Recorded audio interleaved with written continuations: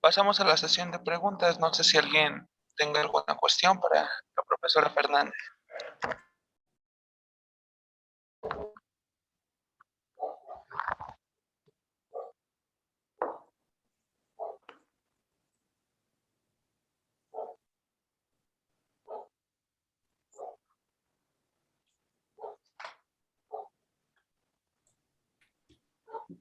Tienen levantada la mano Nayeli y Luis Ricardo. Pasamos con Nayeli. Adelante. Gracias. Gracias, Fer, muy interesante.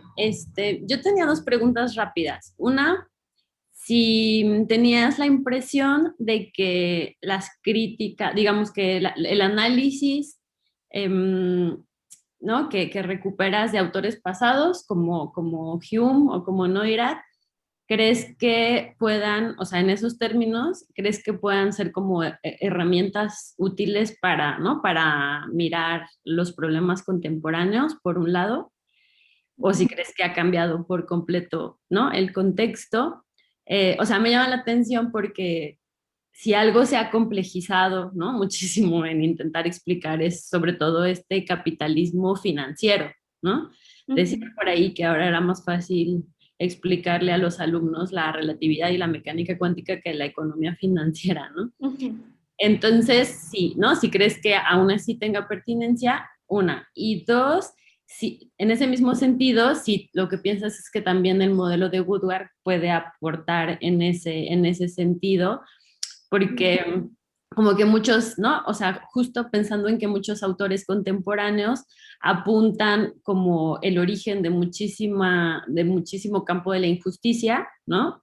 A algo que no tiene que ver tanto con una ética personal, sino como con una estructura económica, como lo que llaman la lógica del capitalismo tardío, ¿no?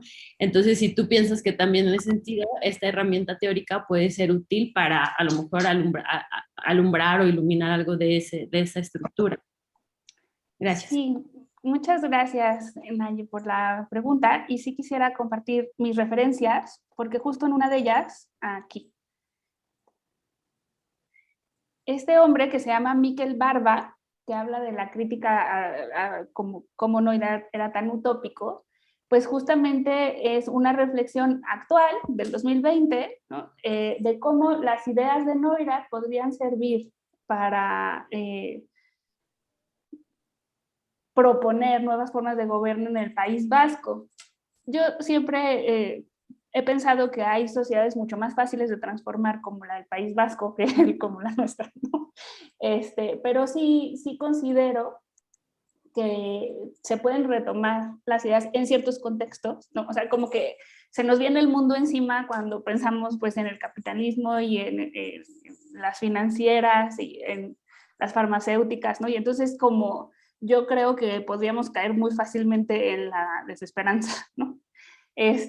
Pero como tú me conoces hace muchos años, pues yo me distingo por más bien buscar fuentes de esperanza y creo que sí, o sea, que sí son útiles estos autores y no coincidí para nada con Hume y ahí sí me sentí absolutamente como fuera de contexto, no coincido en nada, ¿no? De lo que está proponiendo, pero sí, o sea, como el retomar la importancia de la ética, pues yo creo que es una de las cosas que generó que Amartya Sen ganara el Nobel, ¿no?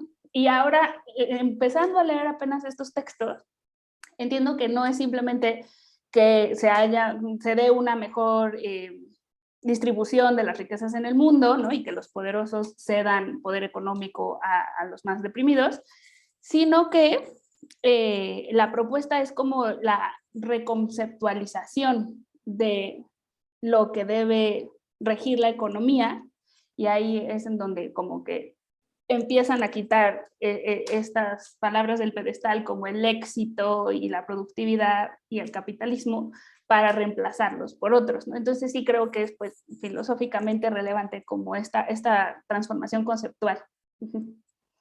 Muchas gracias por la pregunta. Pasamos con la pregunta de Ricardo. Y gracias. Bueno, yo sí me voy a limitar esta vez, en particular a hablar sobre Hume, y bueno, ya diré algún comentario sobre Neurath y bueno, este cambio de paradigma que está más bien desde el liberalismo, ¿no?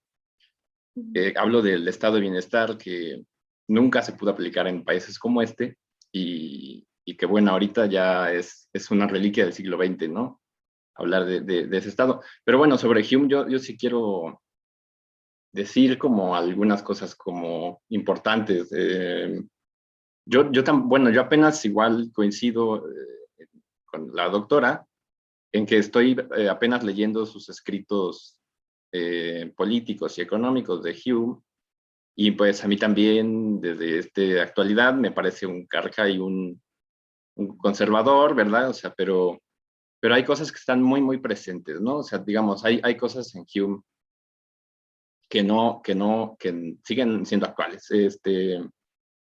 Bueno, para empezar, cuando él habla de política, está hablando de gestión, de control de individuos, de manipulación de subjetividades, no en esos términos, pero está hablando de esto, ¿no? Y al final creo que el hecho de que haya sido amigo de Adam Smith y se le considere uno de los pilares o fundadores del liberalismo, digamos, desde Hobbes hasta el mismo Rawls, que no se ha mencionado, pero que sí se ha mencionado ahora, tiene justo que ver con esto, ¿no? Como con la aparente neutralidad que tienen los filósofos construyendo, digamos, sí, edificios epistemológicos que ayudan a la ciencia, pero también a la teoría política. Y estos filósofos, al final de sus vidas, como al menos Hume, me da la impresión de que se quedan un poco como, bueno, voy a ser un poco anacrónico, pero tal vez él se quedaba pensando como, al final mi obra es como una especie de electrón vagando, que no sé si va a causar una explosión enorme, titánica en cadena, o más bien va a crear isótopos nuevos y pluralidad, y etcétera, ¿no? Y en ese sentido creo que es pertinente hablar de la ética en la forma en la que, pues, y no solo investigamos, sino aplicamos nuestra investigación. Y ya hablar de ética en tiempos donde el capitalismo nunca termina de entenderse, y bueno, y hay otras realidades que escapan a la política y a lo político también, como puede ser el agotamiento de materias primas energéticas, ¿verdad? El calentamiento global, en fin. Entonces, pues yo solo quería hacer ese comentario como pensando en que cuando, bueno, nosotros los estudiantes de licenciatura abordamos autores del siglo XVIII con poco conocimiento histórico, que lo vamos aprendiendo, pero que digamos que asimilar las conclusiones, pues siempre es un ejercicio más bien a priori, o sea, digamos, a ver, es infructuoso en el sentido de que si nosotros no sabemos que durante todo el siglo XVII Inglaterra estuvo en guerra con Europa, y para cuando Hume está escribiendo sus grandes obras, Inglaterra es dueño del mundo, o sea, controla económicamente toda la América hispana, vence a la misma España, ¿no? Con la paz de Utrecht. O sea, hay muchas cosas en las que Hume está leyéndose en una actualidad en la que es el dueño y señor del mundo, ¿no? En la que hablar de como el control de la política, como control de todo lo demás, de todos, es una realidad, ¿no? Que se tiene que cuestionar todo el tiempo pues la clase gobernante del entonces Reino Unido, ¿no? Bueno, de la Gran Bretaña, que no existía el Reino Unido. En fin, y eso es lo que quiero decir. Creo que, no sé, la historia y la política siempre ayudan muchísimo más a la ciencia de lo que se piensa y viceversa, ¿no? Bueno, ya, no sé.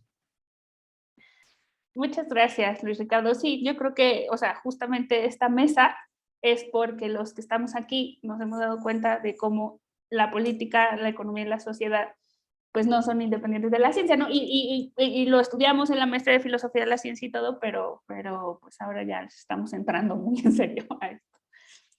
Muchas gracias, Luis Ricardo.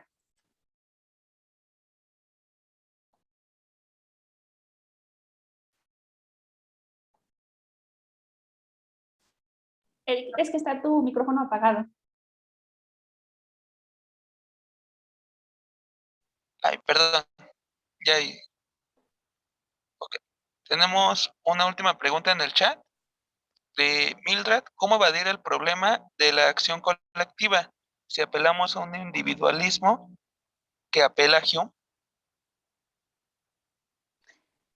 Sí, no creo entender del todo la pregunta, o sea, ¿por qué sería un problema la acción colectiva? Sí. Tengo que seguir leyendo a Hume, pero, o sea, lo que él entiendo que hace es justamente como diluir al sujeto en un conjunto de hábitos que comparte con una colectividad.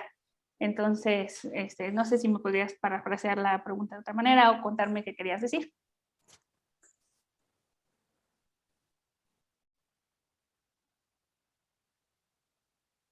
Sí, hola, ¿qué tal? Espero que me escuche bien.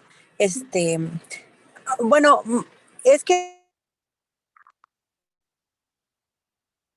hay una paradoja que se llama la paradoja de la acción colectiva, que Hume y otros, bueno, los liberales, pues esta idea del bienestar, ¿no? Entonces, ver por uno mismo y en ese sentido se da como esta parte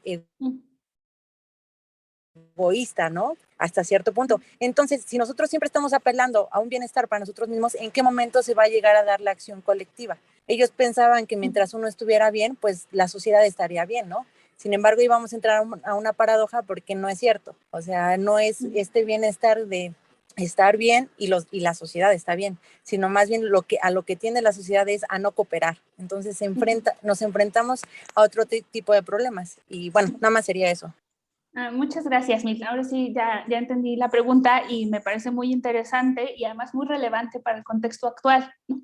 Porque creo que como la pregunta que ha estado en el aire durante el último año es si me cuido a mí o si entendemos que nos tenemos que cuidar a todos porque compartimos un espacio, ¿no? Entonces me vacuno para yo no enfermarme o me vacuno porque de esa manera cuando transite por la calle ya no voy a contagiar o no voy a estar contagiándome, etcétera, ¿no? O sea, como que, o sea, pensamos en colectivo. Entonces, pues, desafortunadamente no tengo la respuesta a esa pregunta tan buena, pero creo que la respuesta de Hume no me encantó porque decía que después de pensar en esto, como de si pensar en el bienestar de todos o de unos cuantos, decía que mejor ayudáramos solamente a los cercanos. Y me recordó a un libro que dice la inconveniencia de tener demasiados amigos, ¿no? Que también es filosófico.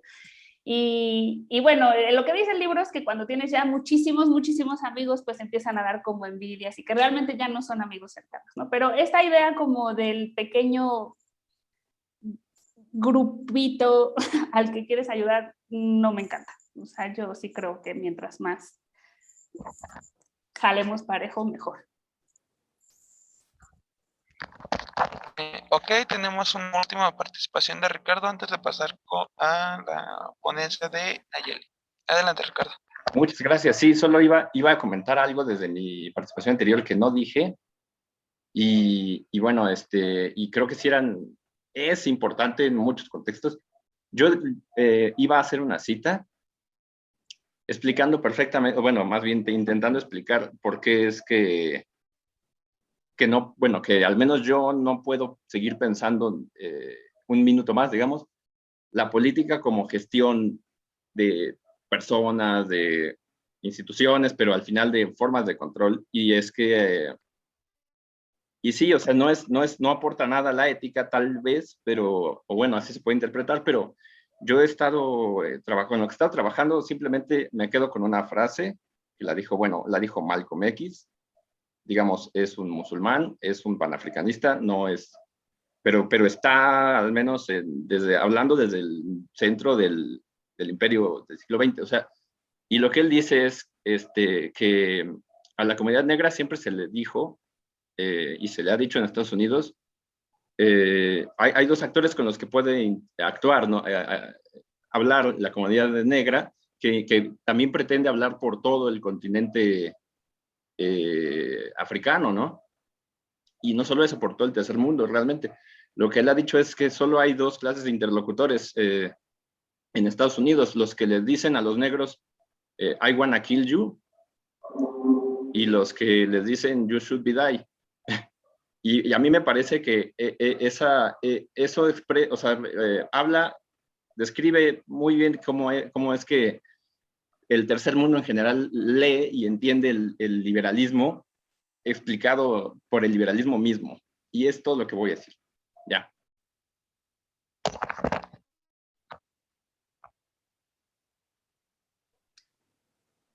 Gracias, Luis Ricardo. Ok, gracias. Con eso terminamos pues la ponencia de la profesora Fernanda.